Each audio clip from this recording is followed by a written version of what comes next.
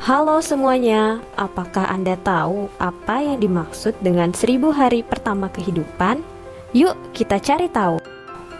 1000 hari pertama kehidupan sendiri terdiri dari 270 hari selama kehamilan dan 730 hari kehidupan pertama sejak bayi lahir sampai usia 2 tahun. Pemenuhan gizi pada 1000 hari pertama kehidupan yang cukup dan berkualitas untuk menjamin status gizi dan status kesehatan, kemampuan motorik, sosial, dan kognitif, yaitu kemampuan belajar dan produktivitasnya pada masa yang akan datang. Pada periode kehamilan, setiap ibu wajib memiliki buku KIA, yaitu buku kesehatan ibu dan anak untuk pemeriksaan kehamilan atau antenatal care yang minimal dilakukan 4 kali. 1 kali pada 3 bulan pertama saat usia kehamilan 0-12 minggu. 1 kali pada 3 bulan kedua pada saat usia kehamilan 12-24 minggu. Dan 2 kali pada 3 bulan ketiga pada usia kehamilan 24-40 minggu. Selain itu, selama kehamilan, ibu hamil wajib mendapatkan standar pelayanan 10T. Yang pertama, timbang badan dan ukur tinggi badan. Yang kedua, ukur tekanan darah. Yang ketiga, nilai dan tentukan status gizi dengan cara mengukur lingkar lengan ibu. Yang keempat, ukur tinggi fundus uteri. Dan yang kelima, tentukan presentasi janin dan denyut jantung janin. Berikutnya, yang keenam, ada screening status imunisasi TT dan pemberian imunisasi TT. Yang ketujuh, pemberian tablet besi dengan 90 tablet selama kehamilan.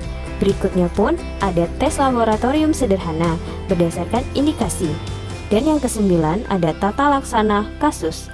Dan yang terakhir, temu wicara ataupun konseling yang termasuk dalam P4K. Berikutnya yang harus dilakukan oleh ibu hamil selama masa kehamilannya. Yang pertama, mengikuti kelas ibu hamil. Yang kedua, makan makanan dengan gizi seimbang. Yang ketiga, istirahat yang cukup.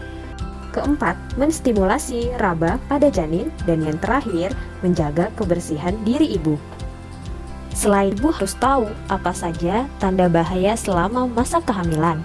Di antaranya, ada muntah secara terus-menerus, disertai tidak mau makan.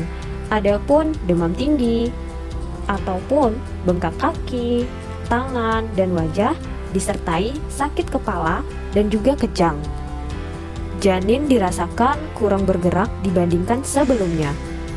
Pendarahan pada ibu hamil muda dan juga pada ibu hamil tua, ataupun air ketuban keluar sebelum waktunya.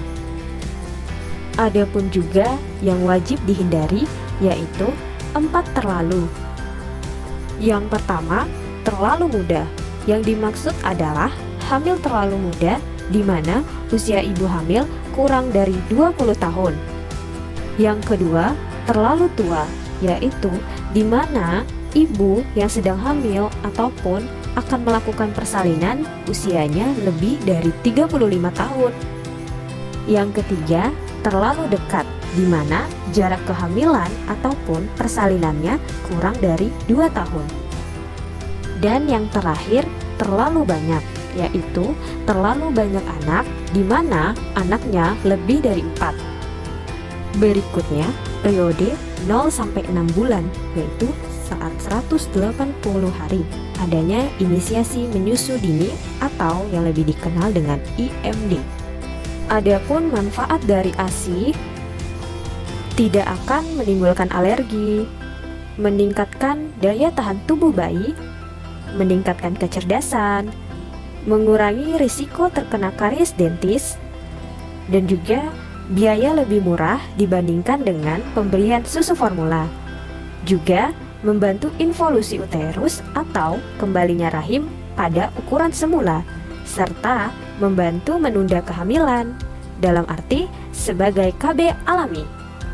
Selain ASI, ibu wajib mengetahui imunisasi dasar lengkap. Pada saat bayi berusia 0 hingga 7 hari, wajib mendapatkan imunisasi hepatitis B atau yang lebih dikenal dengan HB0.